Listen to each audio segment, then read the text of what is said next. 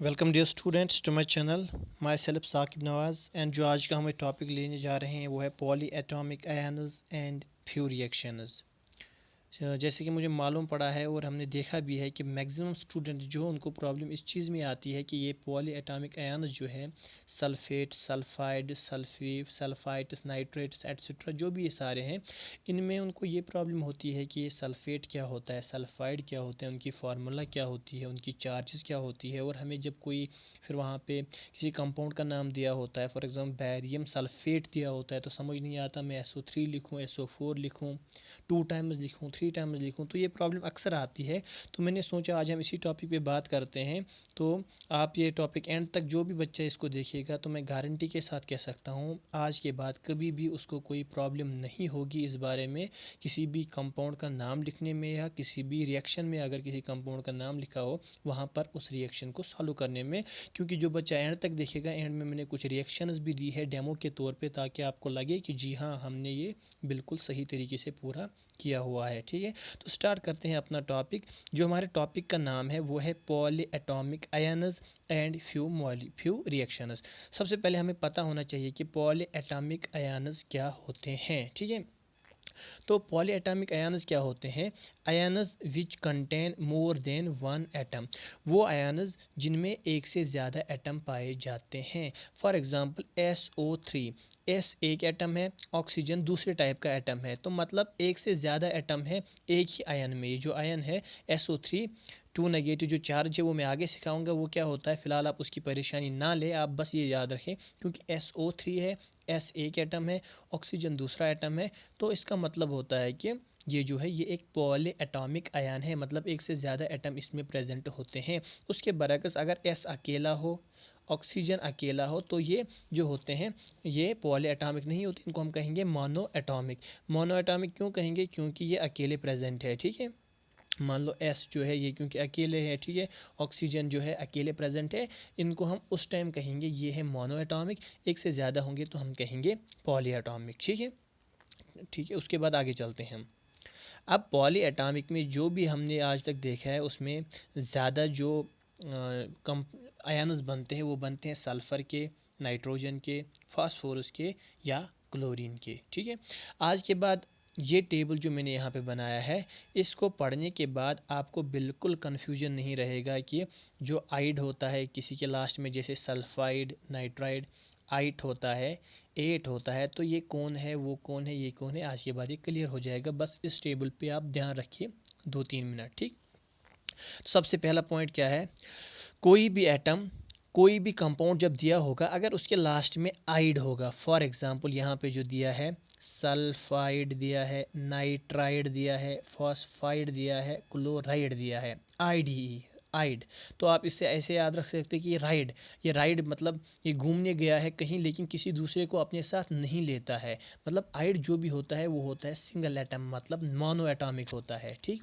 जब भी आइड की बात आए उसका मतलब है, अगर सल्फाइड की बात आए तो सल्फर अकेला होगा, नाइट्राइड हो तो नाइट्रोजन अकेला होगा, फॉस्फाइड हो फास्फोरस अकेला होगा, क्लोराइड हो तो क्लोरीन अकेला ही होगा। ठीक है, ये याद रखना। जब भी सल्फाइड आइड, जब आइड आएगा लास्ट में तो आप इससे ये याद रखना ट्रिक के तौर पे, आइड का मतलब राइड, राइड मतलब घूमने गया, तो अकेला घूमने जाता है, ये किसी दूसरे बंदे को अपने साथ नहीं लेता है। ठीक है, तो इस तरीके से आप याद रख सकते हो, जब भी सल्फाइड होगा इसका मतलब है सल्फर अकेला होगा, नाइट्राइड होगा नाइट्रोजन अकेला होगा, फास्फाइड होगा फास्फोरस जो होगा अकेला होगा, क्लोराइड होगा तो क्लोरीन जो है अकेला होगा। चार्ज की भी बात नहीं करते, वो लास्ट में मैं सिखाऊंगा। उसके बाद चलते हैं, उसके बाद जब आता है, अब आता है आइट और एट। आइट और एट मतलब, आइट और एट जो होता है वो पॉली एटॉमिक होते हैं। ठीक, मतलब उनके साथ जब भी आइट होगा सल्फाइट होगा तो मतलब सल्फर के साथ ऑक्सीजन होगा, नाइट्राइट होगा तो नाइट्रोजन के साथ ऑक्सीजन होगा, फॉस्फाइट, क्लोराइट या सल्फेट, नाइट्रेट, फॉस्फेट, क्लोरेट, जो भी ये सारे होंगे उसमें क्या होता है, जो सल्फर है, नाइट्रोजन है, फॉस्फोरस है, उनके साथ ऑक्सीजन होता है। अब क्योंकि कोई डिफरेंस तो होगी उनके बीच में, तभी इसको सल्फाइट कहते हैं और इसको सल्फेट कहते हैं। ठीक, तो इसलिए आप ये याद रखो पहले, जो सल्फेट होता है जिसके लास्ट में, कोई भी कंपाउंड जिसके लास्ट में एट आएगा, सल्फेट, नाइट्रेट, फॉस्फेट क्लोरेट। ठीक, तो उसमें क्या होता है, उसमें जो होते हैं ऑक्सीजन ज़्यादा होते हैं किसके मुकाबले में, जिसके लास्ट में आइट आता है। दोनों में ऑक्सीजन होते हैं लेकिन फ़र्क क्या होता है, एट में एक ऑक्सीजन ज़्यादा होता है कहाँ से, आइट के मुकाबले में। मतलब सल्फेट में एक ऑक्सीजन ज़्यादा होगा सल्फाइड से, नाइट्रेट में एक होगा ज़्यादा नाइट्राइट से, फॉस्फेट में एक होगा कम फॉस्फेट से, वैसे ही क्लोरेट में। ठीक, तो इसको कैसे याद रखें, सिंपल याद रखें, एट मतलब खाना, एट मतलब क्या होता है, खाना। मान लो सल्फेट, सल्फेट मतलब सब्ज़ी कोई अच्छी सी मिली खाने के लिए। ठीक, या फॉस्फेट, फॉस्फेट मतलब पनीर मिल गई कोई अच्छी सी खाने के लिए। एट मतलब खाना, तो आप याद रखो हम जब कोई अच्छी सब्ज़ी मिलती है तो खाना ज़्यादा खाते हैं। इससे आपको ये याद रहेगा जब भी एट आएगा तो उसका मतलब है उसमें ऑक्सीजन ज़्यादा होगा, किससे, आइट से। ठीक, अब अगर आपको एट पता होगा मतलब सल्फेट का पता होगा, SO4 है तो सल्फाइट का तो ऑटोमेटिकली पता होगा, एक उससे कम होगा। नाइट्रेट का पता हो तो नाइट्राइट का तो पता ही होगा, एक कम करना है फिर उसके बाद। ठीक, हो गया ये दूसरा पॉइंट। अब बोलोगे सर चलो ये भी तो समझ आ गया हमको, अब हमको समझ आ गया जब भी आइड होगा लास्ट में तो अकेले होंगे, एट होगा तो एक ऑक्सीजन ज़्यादा होगा, आइट होगा तो एक ऑक्सीजन कम होगा। लेकिन सर याद कैसे रखेंगे, जैसे सल्फेट में यहाँ पे दिया है आपने SO4, नाइट्रेट में NO3 ही दिया है, फॉस्फेट में PO4 दिया है, क्लोरेट में ClO3 ही दिया है। तो आप याद रखो, देखो यहाँ पे एक लिंक बनता है बिटवीन जो सल्फ़र है और जो फॉस्फेट है और जो नाइट्रोजन है और जो क्लोरीन है। ठीक है, क्योंकि देखो सल्फ़र में Sp, फॉस्फोरस में SO3 आता है, PO3 आता है, SO4 आता है, PO4 आता है। तो ऐसे आप याद रख सकते हैं कि अगर आपको सल्फ़र का याद रह गया, सल्फेट का मतलब है SO4, फॉस्फेट का मतलब है PO4। फॉस्फाइड सल्फाइड आपको खुद निकालना आएगा, एक कम करना है उससे। ठीक है, अब नाइट्रेट का मतलब है NO3, क्लोरेट का मतलब है ClO3। अब नाइट्राइट और क्लोराइड का याद रखना है, तो मतलब आपको एक सल्फेट याद रखना है, एक नाइट्रेट याद रखना है बस। सल्फेट मतलब SO4, नाइट्रेट मतलब NO3। फास्फोरस जो है वो सल्फेट जिस जैसे सल्फाइड का होता है वैसे ही फॉस्फेट का होता है, और नाइट्राइट और क्लोराइड का भी एक जैसा होता है। ठीक है, इस तरीके से आप ये चीज़ें याद रख सकते हो। ठीक, बाकी जो ऊपर वाला रहेगा सल्फाइड नाइट्रेट, उसमें एक तो कम ही करना है, ये टेबल आप याद रखो बस, पूरा काम हो जाएगा इजीली। ठीक, अब चार्जेस पे आते हैं। अब ये तो याद रखना है सल्फ़र जो है, सल्फ़र को कितने इलेक्ट्रॉन, सल्फ़र का जो एटॉमिक नंबर है क्या है, यहाँ से देख लेते हैं हम सल्फ़र का एटॉमिक नंबर। पीरियडिक टेबल जो यहाँ पे है अभी देखिए, कहाँ है सल्फ़र, सल्फ़र ये है यहाँ पे, सल्फ़र जो है यहाँ पे है, ऑक्सीजन फैमिली से बिलोंग करता है। ठीक, ऑक्सीजन में जो है 8 एटम्स होते हैं, ऑक्सीजन का एटॉमिक नंबर 8 है, तो पहली शेल में 2 होंगे, दूसरी शेल में 6 होंगे, मतलब 2 और चाहिए तो ये बैलेंस होगा। वैसे ही जो नीचे वाली फैमिली है सल्फ़र वगैरह जर्मेनियम, उनमें भी अगर 2 होंगे तो वो भी बैलेंस होगा, मतलब वैलेंस इलेक्ट्रॉन जो है 6 है लेकिन इनको चाहिए कितने, 2। ठीक, तो उसका मतलब होता है 2 नेगेटिव, 2 नेगेटिव का मतलब होता है दो अभी कर्ज है, नेगेटिव मतलब है उधार, मतलब अगर इसको कोई दो देगा तो ये बेचारा बंदा बच जाएगा, ये स्टेबल हो जाएगा, ये चुपचाप घर में बैठेगा। ठीक, अगर सल्फ़र का दो है, ऑक्सीजन का भी दो है तो सल्फ़र का भी दो होगा। तो यहाँ से आप याद रख सकते हो कि जो सल्फ़र जो है, सल्फ़र का 2 नेगेटिव है, तो उसके नीचे जो सल्फ़ाइट है, सल्फ़ेट है, उसका भी 2 नेगेटिव है, सिंपल। ठीक, क्लोराइड का आपको पता है, क्लोराइड को कितने, क्लोराइड को एक ही चाहिए होता है ना स्टेबल होने के लिए, तो उसके नीचे जो क्लोराइड है, क्लोरेट है, उनको भी एक एक ही चाहिए। ठीक, फास्फोरस जो है वो नाइट्रोजन फैमिली से बिलोंग करता है, तो नाइट्रोजन को 3 चाहिए स्टेबल होने के लिए, तो फास्फोरस को भी 3 चाहिए, तो फास्फेट और फास्फाइट को भी 3 ही चाहिए स्टेबल होने के लिए, सिंपल है। ठीक, सिर्फ नाइट्रोजन में एक प्रॉब्लम आती है, जो नाइट्राइड होता है, क्योंकि उसको 3 चाहिए स्टेबल होने के लिए, लेकिन जो नाइट्राइट और नाइट्रेट होते हैं उनको एक एक ही चाहिए स्टेबल होने के लिए। बस ये याद रखना है। सल्फ़र का तो याद रह ही जाएगा, सल्फ़र के 2, फास्फोरस के 3, क्लोरीन का 1, हो गया याद। बस यहाँ पे याद रखना है जो नाइट्रोजन है, नाइट्राइड का मतलब अकेला जब होगा तो 3 चाहिए, लेकिन अब उसके साथ ही हैं तो वो कहता है कोई और मुझे नहीं चाहिए, बस एक एक ही चाहिए, मैं स्टेबल हो जाऊँगा भाई। तो ये हो गया इसका। ठीक है, आई होप आपको ये समझ आता होगा। अब इसके बाद हम चलते हैं सीधे क्वेश्चंस की ओर। हम देखते हैं हम क्या क्वेश्चंस कर सकते हैं। फॉर एग्जांपल मैंने पहला लिखा है सिल्वर नाइट्रेट। अब हम कैसे लिखेंगे इसका नाम, नाइट्रेट। ठीक, तो इससे पहले ये बताने से पहले आपको पता होना चाहिए सिल्वर जो है, सिल्वर कुछ इंपॉर्टेंट है। जैसे मैंने यहाँ पे साइड में लिखे हैं ये कि जिंक 2 पॉजिटिव, मतलब जिंक जो है वो 2 इलेक्ट्रॉन किसी को दे सकता है। 2 पॉजिटिव का मतलब है 2 उसके पास एक्स्ट्रा है, किसी को दे सकता है। कॉपर के पास 2 है। Ag मतलब सिल्वर के पास 1 है, 1 किसी को दे सकता है तो स्टेबल हो जाएगा। मैग्नीशियम के पास 2 है। ठीक है, इसी तरीके से आप ये पीरियोडिक टेबल से देख सकते हैं। यहाँ पे हमारे पास पीरियोडिक टेबल है।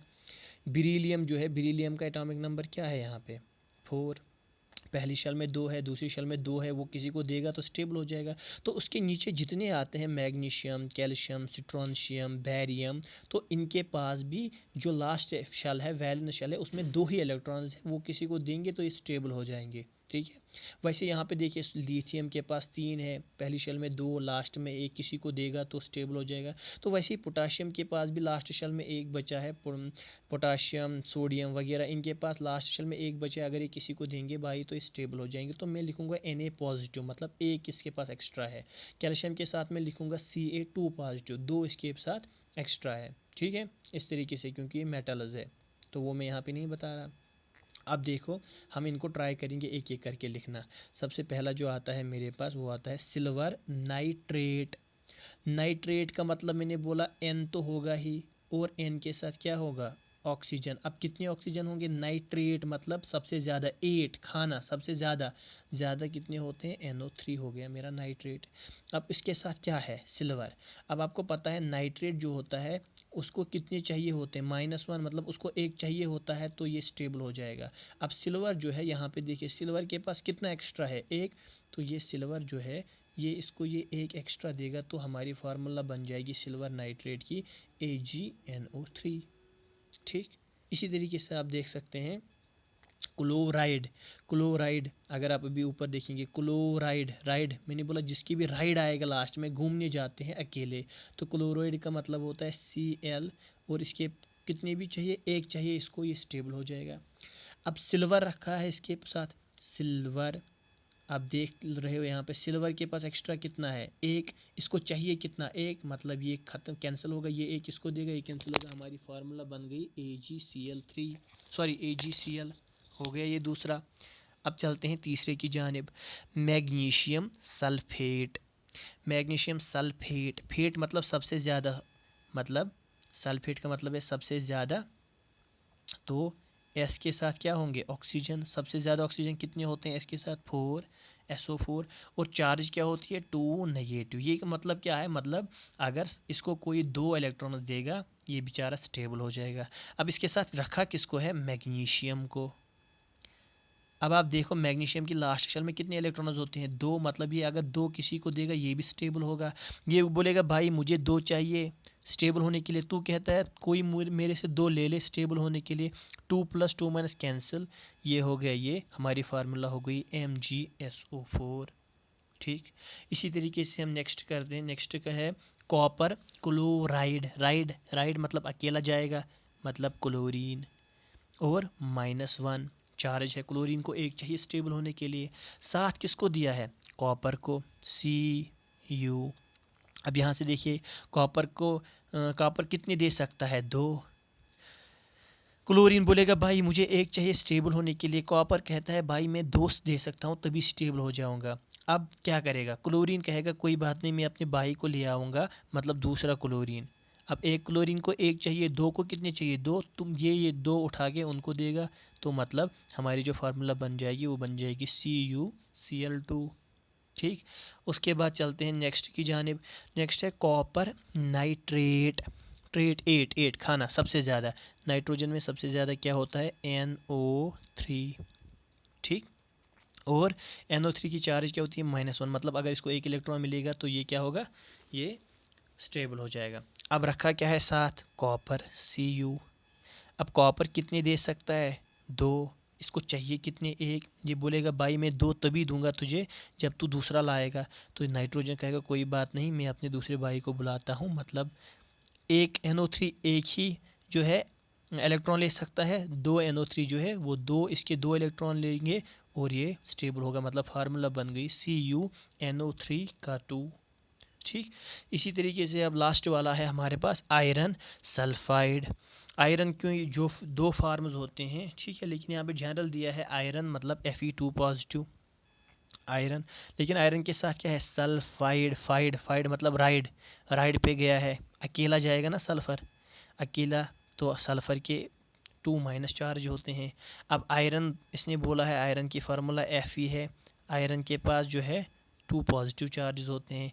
2 पॉजिटिव ये इसको देगा, ये अपने कर्ज को ख़त्म करेगा, तो हमारी फार्मूला बन गई FeS। ठीक। होप आपको ये सारे कंपाउंड्स बनाने आ गए हो। ठीक। उसके बाद हम चलते हैं, कुछ फार्मूला है हमारे पास, उसको भी देख लेते हैं कैसे सॉल्व करते हैं। ठीक। हम चलते हैं, पीरियोडिक टेबल को नहीं देखेंगे, यहाँ पे हमारे पास एक फार्मूला है, इसको सर्च करेंगे हम। फार्मूला क्या है हमारे पास, barium chloride is added to copper sulphate, it gives barium sulphate and copper chloride. कोई बात नहीं, सबसे पहला क्या है हमारे पास बेरियम क्लोराइड, क्लोराइड मतलब क्लोरीन अकेला। ठीक। -1 चार्ज। बैरियम, बैरियम आता है जो है मैग्नीशियम फैमिली से, मतलब मैग्नीशियम कैल्शियम, तो इसके पास 2 पॉजिटिव है। अब इसके पास 2 पॉजिटिव है, इसको एक ही चाहिए, तो अब क्या होगा, ये 2 तभी देगा अगर क्लोरीन 2 आ जाएंगे, तो ये कहेगा भाई तू और एक क्लोरीन ले आ, तो ये बन गया BaCl2 जो बन गया हमारे पास, ये फार्मूला हो गई बैरियम क्लोराइड की। अब इसको ऐड करना है कॉपर सल्फेट, सल्फेट मतलब सबसे ज़्यादा ऑक्सीजन कब होते हैं SO4 2 माइनस, कॉपर Cu वो क्या देता है 2 प्लस, 2 प्लस 2 माइनस हो गए बैलेंस बराबर। ठीक। तो CuSO4 हमारी फार्मूला हो गई, तो हमारा एक साइड बन गया calcium chloride plus copper sulphate, तो हमें बन गया। ठीक। अब उसके बाद हमें क्या चाहिए, अब उसके बाद चाहिए हमें, एक सेकेंड, अब उसके बाद चाहिए हमें दूसरा साइड, तो दूसरा साइड में ऊपर लिख लेता हूँ, ठीक है, क्योंकि जगह कम है। तो क्या देता है, it gives barium sulphate, sulphate मतलब फिर से SO4 2 negative, barium Ba2 positive, 2 positive 2 negative बराबर हो गए, तो BaSO4 बन गई, प्लस कॉपर क्लोराइड, क्लोराइड मतलब Cl, कॉपर मतलब Cu, लेकिन कॉपर 2 दे सकता है, क्लोरीन एक ही ले सकता है, तो हमें 2 क्लोरीन की ज़रूरत पड़ेगी। ये हो गई हमारी रिएक्शन जो ऊपर दी हुई है। ठीक। आई होप आपको समझ आता होगा। और अब लास्ट में हमारी एक रिएक्शन बचती है, उसको भी दिखाते हैं कि रिएक्शन है हमारे पास बैरियम क्लोराइड, क्लोरीन, क्लोराइड का मतलब है क्लोरीन, बैरियम, लेकिन बैरियम की 2 दे सकता है, क्लोरीन को एक ही चाहिए, तो BaCl2 लिखेंगे हम, प्लस पोटाशियम सल्फेट, देखिए सल्फेट का मतलब हो गया SO4 2 नेगेटिव। अब पोटाशियम के, ये लिथियम फैमिली से है, तो इसके पास एक ही होता है, लेकिन इसको चाहिए कितने 2, तो एक तो देगा नहीं, एक तो एक ही दे सकता है, तो हम 2 पोटाशियम लेंगे, ये उसको 2 देगा, और ये बन गई हमारी फार्मूला पोटाशियम सल्फेट की K2SO4, ये देगा हमें बैरियम सल्फेट, SO4 मतलब सल्फेट 2 नेगेटिव, बैरियम के पास होता है 2 positive, 2 positive 2 negative cancel, barium sulphate हमारी फार्मूला, और पोटाशियम क्लोराइड, क्लोराइड मतलब Cl, इसके पास -1 चार्ज, पोटाशियम मतलब K, इसके पास प्लस चार्ज होती है, प्लस और माइनस बराबर, मतलब ये हो गई हमारी ये फार्मूला। ठीक। आई होप आपको ये पसंद आया होगा, आपको समझ आया होगा। ठीक। तो इसको शेयर कीजिएगा, लाइक कीजिएगा, और चैनल को भी सब्सक्राइब कीजिएगा। Thank you very much.